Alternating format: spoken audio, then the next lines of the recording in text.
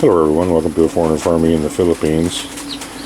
As you can see, we're at day 19, but we can hear something going on in there. So because I bumped the temperature up to 38 rather than 37.5, they're hatching a day and a half, 2 days early.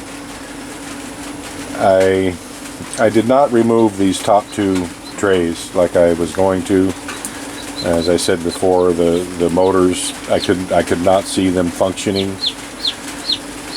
All I did was, I took out, I just started at the top tray, and I took out one egg and tossed it out on the ground.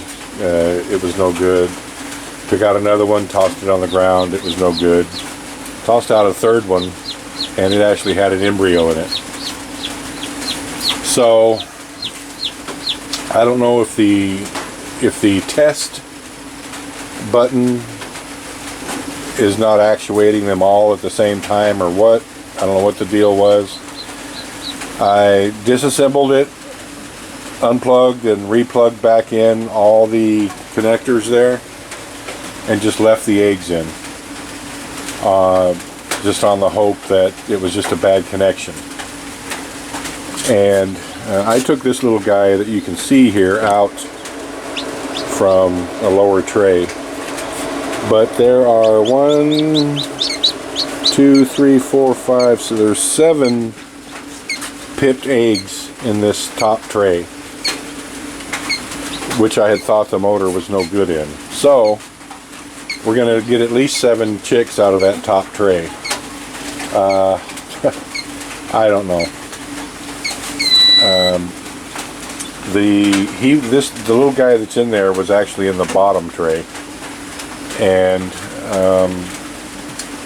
it's me. It can't be the candler because the candler is functioning well. The 21 eggs that I took out that I had candled and had called no good, 3 of them had embryos in them.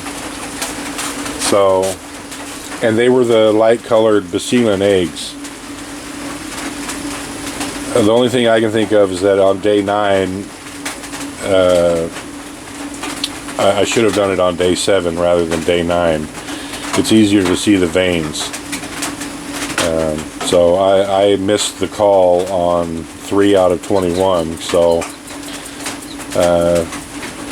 I was going to candle them again at 12 days, but I decided nah, because I didn't want to pull any more that I thought were no good and miscall it again. So I just left them all in there, plugged everything in, unplugged it, and hoped for the best, and they're starting to hatch. So, but this guy was a little sticky. He's dry now, but he hatched last night, and I can just tell by his appearance, and he's a Basilan. I can tell by his appearance, he's a little sticky in the egg. So I put a little bit of water in the bottom tray, and it was at 69%, and now it's at 74. I would expect it to get up close to 80. More moisture is better than less in the hatching stage, so we're just going to hope for the best. I've got this all set up here. Got some feed in there for them, some water. This evening I anticipate moving a couple dozen. It's raining today. It's been raining all day. Haven't got hardly anything else done.